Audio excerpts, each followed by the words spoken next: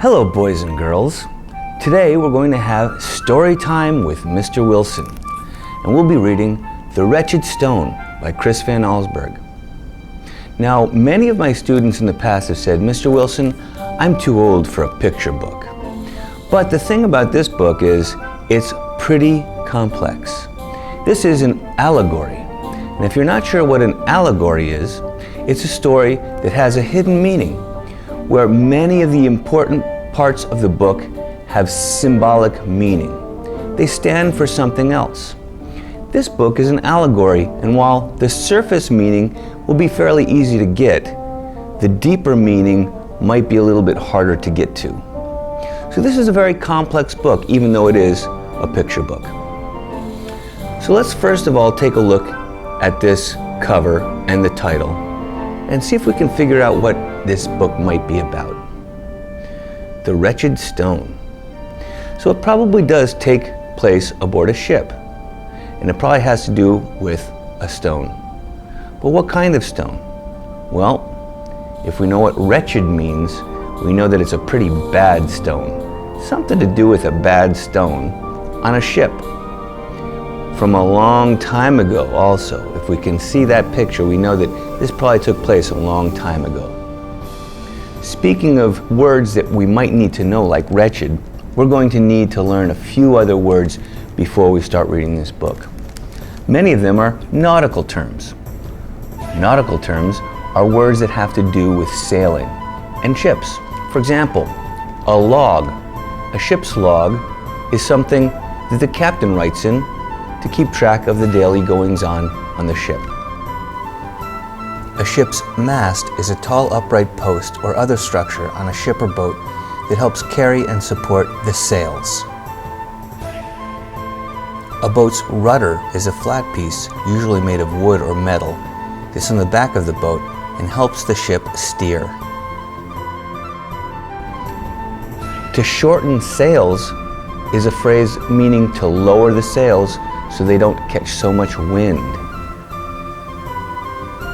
And often sails are referred to as canvas because back in the 18th century, when this story took place, sails were made of canvas. A ship's rigging is a system of ropes or cables used to support a ship's mast and sails. To scuttle a ship means to sink it on purpose. Excerpts is a word that means pieces. Excerpts from a text is just pieces of that text, not the entire text. An omen is a sign. A good omen is a good sign. A bad omen is a bad sign. Lush means rich and deep. So if a garden is lush, there's lots of vegetation.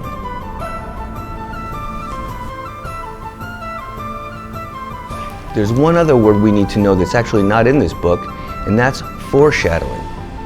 How many of you know what foreshadowing is? Foreshadowing is when the author of a book or the maker of a movie or video gives us a little hint about what's going to come. It's only a little hint though. It's not someone saying what's going to come, it's just a hint. We're going to have a couple examples of foreshadowing in this book, and I'm going to see if you can identify what those examples are. On with the book. We see that the very first page has a box that says excerpts from the log of the Rita Ann, Randall Ethan Hope, Captain. Well, that tells us that this book is not going to be written as a once upon a time type book, but it's going to be written as if it's excerpts from the log of a ship called the Rita Ann. So little pieces of a ship's log. And no, this is not a real story. And it is excerpts from the log. May 8th. We finished bringing supplies aboard early this morning. At midday, we left on the tide and found a fresh breeze just outside the harbor. It is a good omen that our voyage has begun with fair winds and a clear sky. May 9th. The first mate, Mr. Howard, has brought together a fine crew. These men are not only good sailors, they are also accomplished in other ways.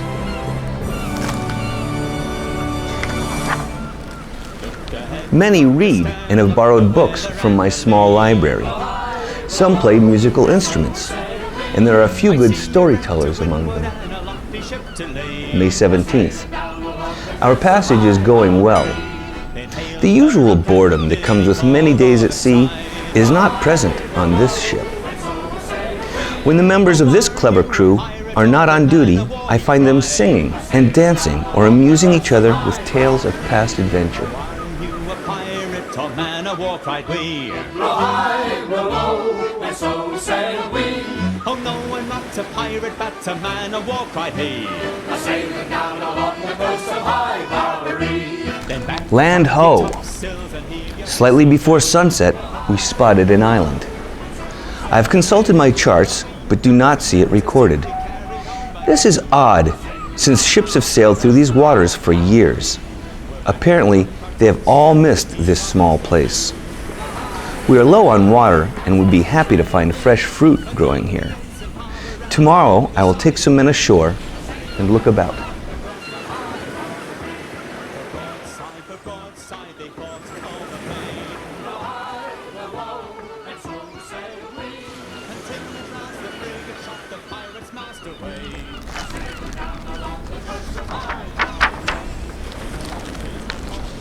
June 6th. I have just returned from the island. It is strange indeed. The vegetation is lush, but not a single plant bears fruit. The air has an odor that at first seems sweet and pleasant, then becomes an overpowering stink. I saw no sign of animal life, not even an insect. We found a spring that had water too bitter to drink. We also discovered something quite extraordinary, which I have brought aboard. I wonder what that could be. It is a rock, approximately 2 feet across. It is roughly textured, gray in color, but a portion of it is as flat and as smooth as glass. From this surface comes a glowing light that is quite beautiful and pleasing to look at. The thing is unbelievably heavy, requiring 6 strong men to lift it. With great effort, we were able to get it aboard and into the forward hold. We have set sail and are underway again.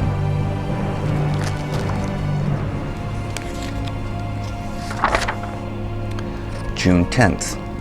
The crew is fascinated by the rock.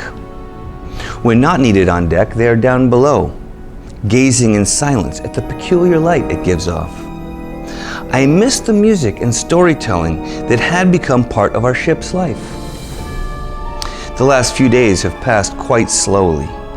The men, however, seem perfectly content. I am sure their interest in the rock will fade away soon.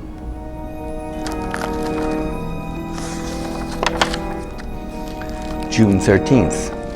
Something is wrong with the crew. They rarely speak, and though they swing through the rigging more quickly than ever, they walk the decks in a clumsy, stooped-over fashion. Last night I heard shrieks coming from the forward hold. I believe they have contracted some kind of fever that came on board with the stone. I told Mr. Howard that tomorrow I will have the thing thrown overboard. June 14th. This morning, I awoke to find the deck deserted. The wheel was tied steady with a rope. I believe Mr. Howard, who spent some time around the rock, told the men about my plan to get rid of it. They have now locked themselves in the forward hold. They apparently believe, in their feverish state, that I can sail this boat alone while they sit around that wretched stone.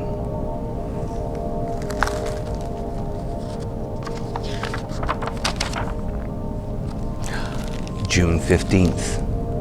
We are in grave danger. A powerful storm is headed this way. All morning long, the wind has grown steadily stronger. The sky is filled with dark clouds. I am unable to shorten the sails by myself. With this much canvas up, we will surely be blown over and sink when the full force of the storm arrives. I am going forward again to try to get the crew to work. All our lives depend upon it.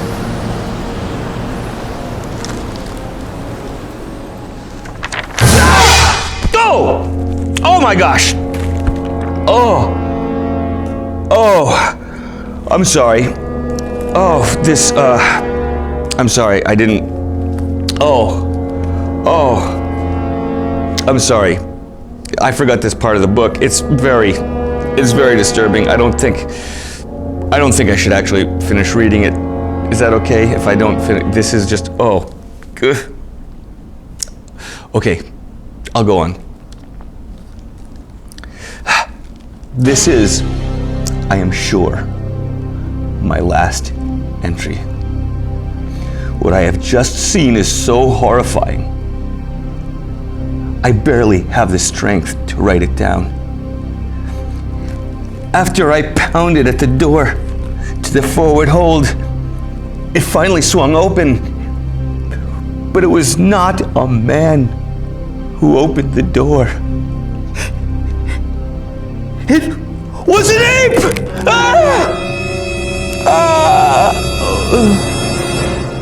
Okay, maybe it's not that scary. The whole crew has turned into hairy beasts. They just sat there grinning at that terrible rock. They don't understand a word I say. We are doomed.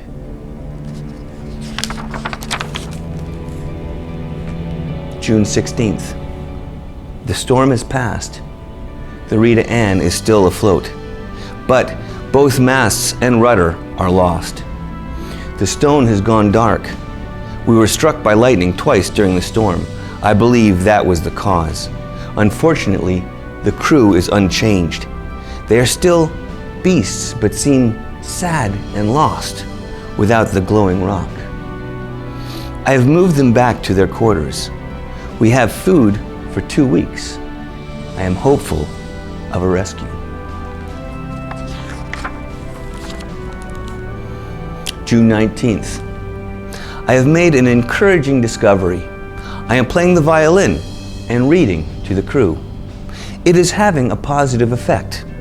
They are walking upright and have an alert look in their eyes. June 24th. I was in the forward hold today. A dull glow was coming from the stone. I have covered it and will keep the compartment locked. By the way, I also love this picture, especially this guy there. He's looking like that. I love that look on his face. Well, this guy's like, obviously, you know, kind of getting it more. This guy's kind of like, and we'll see that there's actually a difference between these two people, maybe. June 28th. I am happy to report that the men have returned to normal. It seems that those who knew how to read recovered most quickly. Interesting. June 30th. We are saved. A ship has been spotted off our starboard side.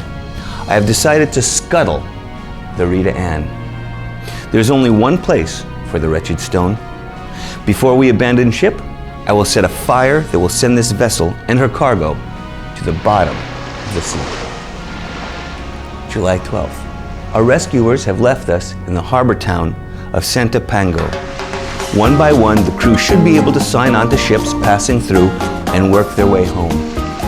We have made an agreement not to talk about the strange events that took place aboard the Rita Ann. The men appear to have recovered completely, though some show an unnatural appetite for the fruit that is available here. And that is the book. Now, most of you will say, that was an easy book to understand. This ship went on a journey They picked up this weird rock that turned the crew to apes. They almost died in a storm, but they were rescued. But that is actually not what this book is about. This book is an allegory. Everything is symbolic. There's lots of symbolism in this book, but the key to it all is figuring out what that wretched stone symbolizes. So that's the first thing you have to figure out. What does that stone symbolize? Once you figure that out, then the rest starts to make sense. What does the ship symbolize? What does the storm symbolize? How does the metamorphosis of the crew into apes make sense? What does that symbolize? The captain helped the crew recover in a specific way, and what does that symbolize? There's a lot of symbolism and a lot of very interesting things in this book once we unlock the key to the allegory, which is, what does that wretched stone symbolize? This is what you need to be thinking about and what you will be answering. Good luck.